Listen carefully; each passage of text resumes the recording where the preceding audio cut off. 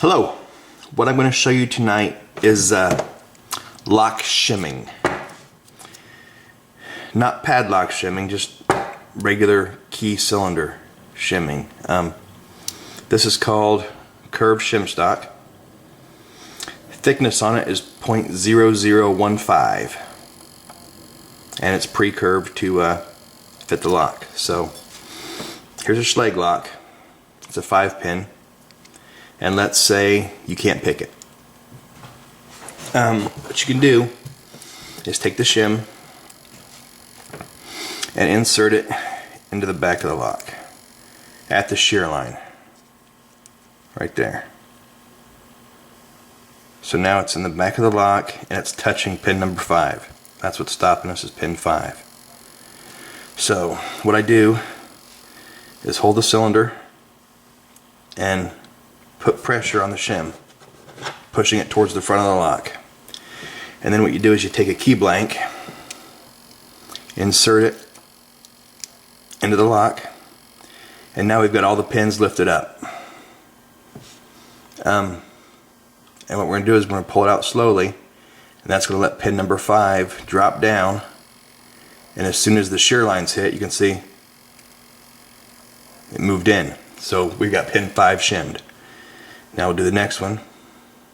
Just move the key out slowly. And I missed it. No problem, just run the key in. And there's pin 4. Keep going. There's pin 3. There's pin 2. Pin 1 I missed. I'm going to work the key in a little bit until I hit the shear line. And there it is. Shimmed open. So if you've got one that you can't pick for some reason, you can use a shim it open, and then take it apart and clean it, or fix the collapsed spring or whatever the problem is that's causing you not to be able to pick it. And that works with pretty much every cylinder out there. Here's lost my shim. Here's a quick set that I don't have a key for. So we'll shim that one next. One tip for you on the shims, they come plenty long enough, as you can see. Sometimes you'll get a little burr on the end of them from pushing up against the pins. So what I do is just take a good sharp pair of scissors and snip the end off, and you're good to go. You got a new shim. So this one, I've already taken the clip off of it. So again, right into the shear line, hold it the same way with inward pressure, and just key in and out, and there it is, shimmed open. So we had a lot of locks brought into the shop. Customers bring in 10-15 locks to rekey, no key for them. A lot of times it's just quicker just to go through and shim them than picking every one of them. But there's those two. If you don't have shim stock, which most of you probably won't have, I was on the keypicking.com tag board a little while ago talking to Ed Smiley, and he reminded me about the RFID security tags. Get your favorite DVD, get the security tag out of it. I've never tried this. This will be my first attempt. And you can see there's some thin pieces of metal in there.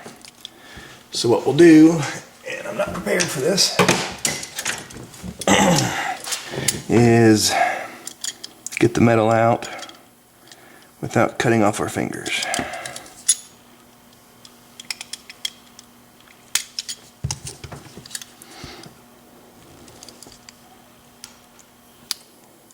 That's plastic back there, not just sticky, so.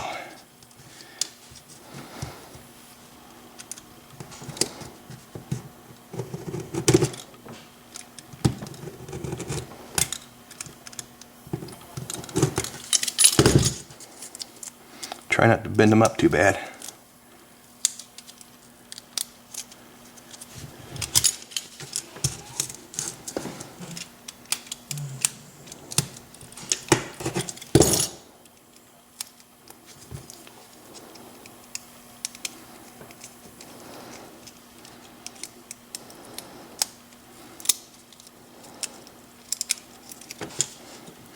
And there we go. Bonus, we got 2 of them. So there's 2 shims. Let's see how they work. We'll lock this one back up. Now these aren't curved, but that slides right in. That should work perfect.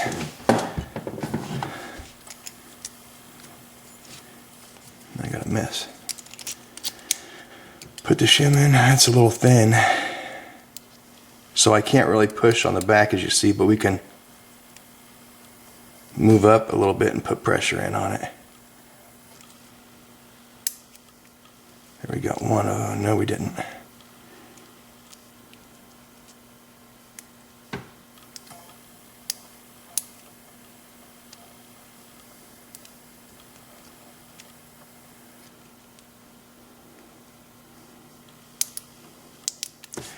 I think this is going to be a little easier.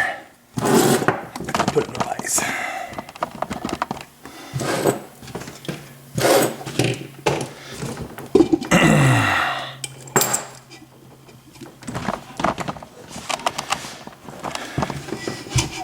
Okay, so now we got,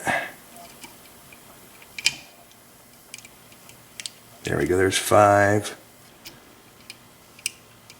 4, 3, I think, 2,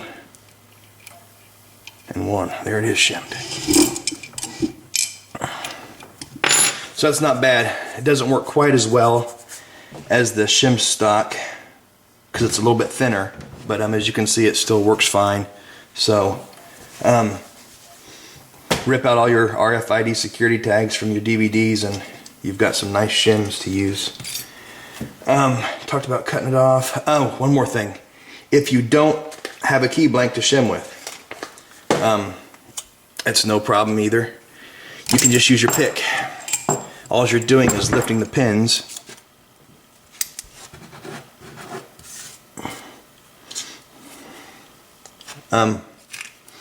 one at a time, so you can put the shim in, same thing, it's just not as easy. And 5,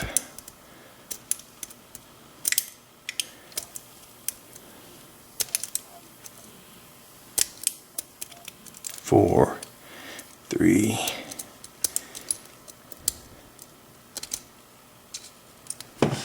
and there it is, shimmed using a shim and a pick. So got a lot of different options. It also works on security pins. I think American padlocks are one of the toughest ones to shim because the shim wants to catch and all the serrations on the key pin and the hybrid spool serrated drivers, but it will work. It just takes a long time. What you have to do is just work the key really slow and keep moving the shim in and out just a tiny amount, because you'll catch in a serration. It won't be the shear line, so you pull it out just a hair, move the key out just a hair so the key comes down, or the key pin comes down just a little bit, and try again. And eventually you'll get it. It takes some practice, but there's an option for you if you can't get it picked. Just get a shim it open, and then you can, like I said, clean it, fix the collapsed springs, whatever the problem is with the lock. But there it is, Lock Shimming 101. Thanks for watching.